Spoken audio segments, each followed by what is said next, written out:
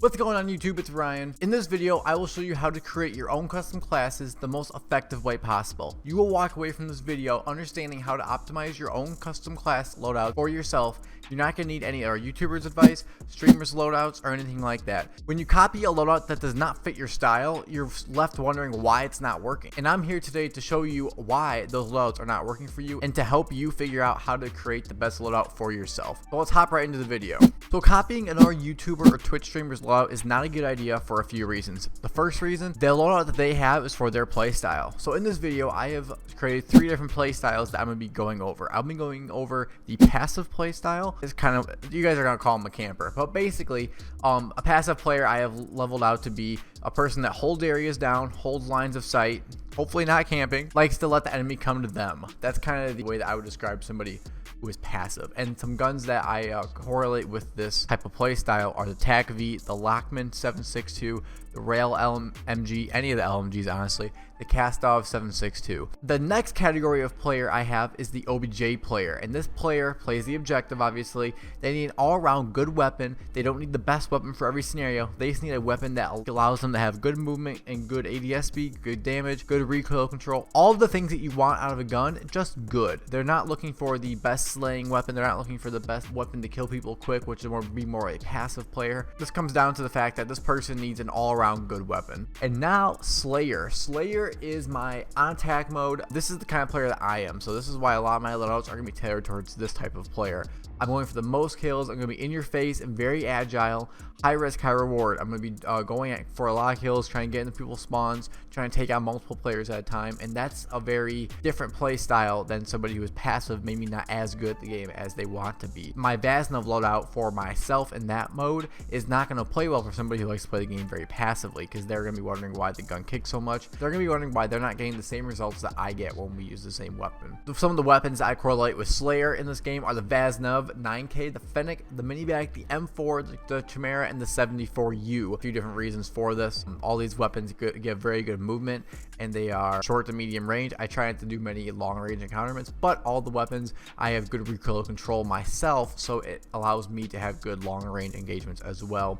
Now that you know what category you're in, you know what kind of weapon maybe you should be choosing, or the style of weapon you should be choosing more, now you can figure out what you need to do to tune the weapon to maximize the gains that you're going to get from the weapon.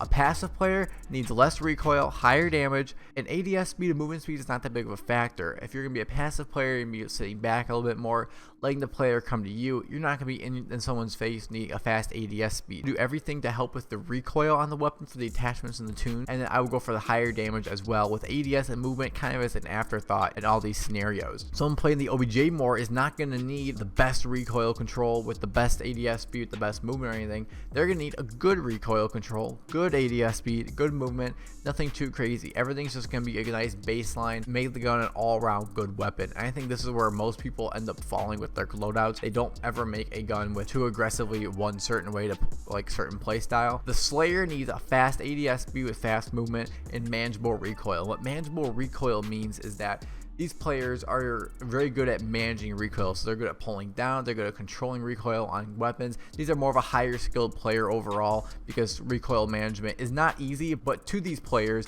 recoil management is easy. So this allows you to have a good ADS speed with high damage on the weapon. Usually high damage is going to result in more recoil and fast movement, but having more recoil on the weapon, this does not actually hurt these players, because they can control the recoil so well that now they have a high damage weapon with good ADS speed and good movement, and that's why they're able to dominate, which is why it's a high risk, high reward playstyle. Because let's say you get a Galavius and other good players playing at the objective, they might have a better loadout than you, or they might be playing the game better than you, because you now are at that slight disadvantage with being able to handle the recoil, and playing at higher skilled players, this is going to cost you in the end. So you kind of got to figure out what play style you're going to play. So when it comes to perks, some of the perks that I have narrowed down to are the passive play style should be playing with perks that allow you to hunker down more and not have to get in somebody's face as much. So the perks that I chose were Bomb Squad, Scavenger, Focus, and Bird's Eye. And let me explain that real quick. Bomb Squad, so people are going to be throwing nades at you probably. You might deserve it. I'm not going to lie. You might deserve the nades coming your direction. Scavenger, so you can, while you're rotating, hopefully you can pick up some ammo packs, because you're probably going to be going on some kill streaks if you're playing passive.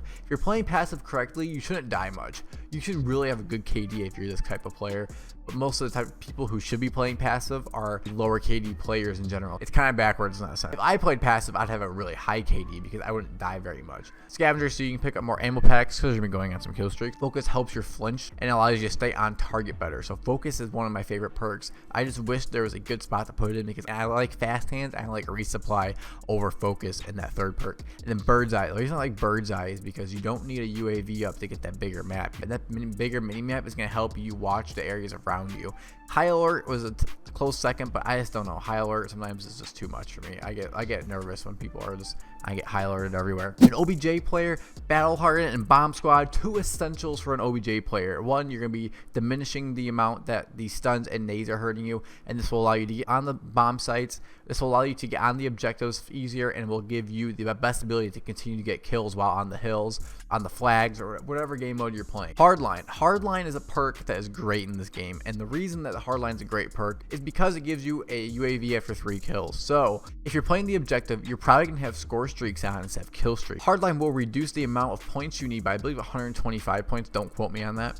Now you are basically 3 kills or a cap and 2 kills and stuff away from that UAV, so it gives you a very good chance at getting that UAV right away and getting it up for your teammates and everything. Quick fix: you're on the objective or you get a kill, you regen health faster, and you're going to be in a situation where you need that while playing the objective. You're going to be on the hard point, you're going to be on the headquarters, and you're going to need this to continue to defend the objective. Perks for the Slayer: so the Slayer mindset is I'm going for a nuke. We're going to be running Scavenger, Tracker, Fast Hands, and Bird's Eye. Bird's Eye because you can see people on the mini map, you see the direction, and this is just such a big perk, especially once you get it for the first time. You get a quick UAV pulse. It's just amazing. I love everything about Bird's Eye. I wish it told you up down, but that might be a little too much going on. I wish there was some way to indicate the person was above you, your level, or below you. Fast Hand, this and resupply, I've been going back and forth because resupply is so good because I get more stims. Lifesaver, but I have an alternative for this, and you guys will see later. Fast Hands allows you to swap weapons faster, and this just saves me so many times while I'm in a sticky situation and I just really need to throw the nade, throw the drill charge, swap to my secondary. Swapping to your secondary is faster than reloading.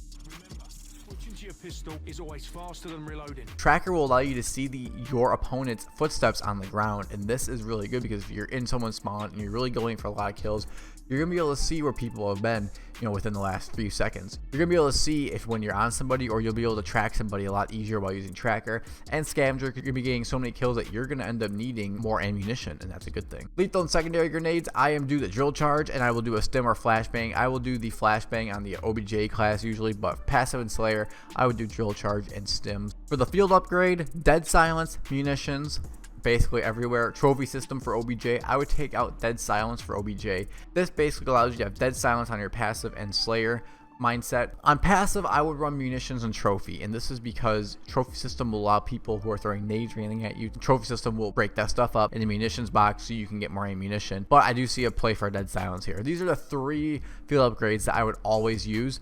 OBJ, I would run the munitions and trophy, and then when you're going for Slayer, dead silence and munitions all the way.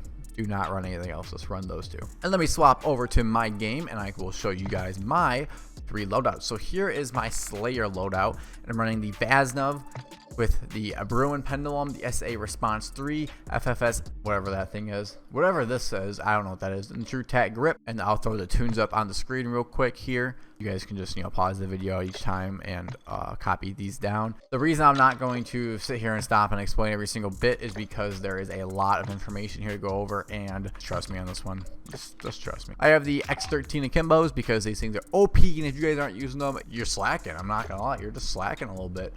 The full class loadout, like I said, X13s. I guess I already counted over all the class loadouts. 74U here, I'm running the SA Ultra 3, the Seiken Trend 40, the Phase 3 grip, the Demo X2 grip, and the Markiv R7 stock. I will go show the tunes right now.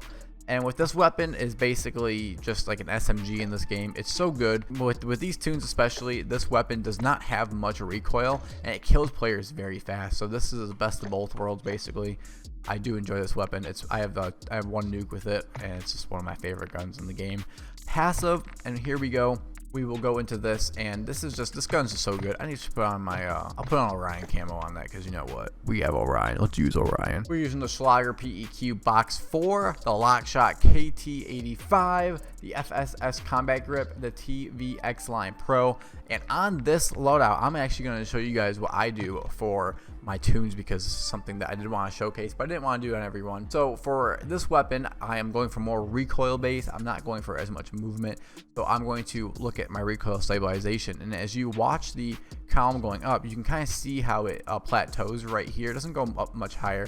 So I'm gonna go right here, see where it plateaus right there. Then you can see right here in the handling, is the more I go up, we'll lose so much more there for not much gain in recoil. So I'm going to, right here, I'm gonna stop it right there. I'm gonna take all that recoil help, we're gonna leave it right there. Gun kick control. You see here, I don't get much gain out of here, but I do lose some accuracy over there. So I'm going to go right here, and I'm going to see, look at this, boom. That trade-off might not be worth it over the course of all, you know, everything it carries through here. I'm going to do 0.24 because that looks to be the best spot. Schlager has nothing. The phase 3 grip is just one of those grips that is very good. Phase 3 grip is the best grip. It's better than the F-Tac Ripper for sure. But you see, this is, look at this. There's no gain after this. But watch. But my mobility continues to go in farther. So I will pop this guy all the way down to here, and we will do 0.18 recoil stabilization. As you guys can see, watch the handling come in. It will continue to go in, it will pop back out like right about here. I'm just going to do that right there, and that's how I do my phase 3 grip for the TAC V. Going over to the FSS combat grip. Again, we're doing recoil, and you know, we're doing things that will allow me to put more shots on target. This is accuracy. You can see the accuracy gets bumped so far up right here. Keep going. Handling comes in, so I'm just going to wait till it bumps, and I'm going to set it right there. Maximize my gains. We're watching the recoil spot right now, so we're gonna be watching right here for when this one bumps. Big bump right there. We're gonna do 0.47 for recoil steadiness. Going to the TVX line Pro. Once again, the same exact story. We're gonna watch the accuracy go. Bam, it's already good there. It basically is where it ends right there. 0.75. And then we do aim walking steadiness. You can see the accuracy continues to go up, our handling goes down. So we're gonna let it get to about right here, and we're going to let it sit to maximize all of our gains. And now we're gonna go to firing range, and we're going to fire off our brand new weapon. And as you guys can see, this gun is a pretty good laser.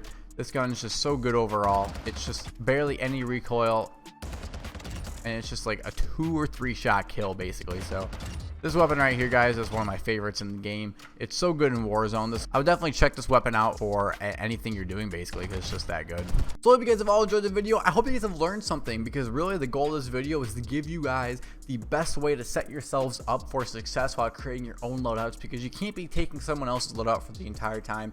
I know you guys want to, but going and finding out the best loadout from somebody else is so good, but it's not the best thing to do. So I hope that this video will give you the ability to go and make the best loadouts for yourself, and it will help you learn how to play the game better and learn how to fit your own play style. Hope you guys have all enjoyed the video. If you did learn something, drop a like and subscribe. Let me know down in the comment section below what I should do for my next video. Hope you guys enjoyed the video, and hope you guys all have a wonderful day. Thank you guys, appreciate you.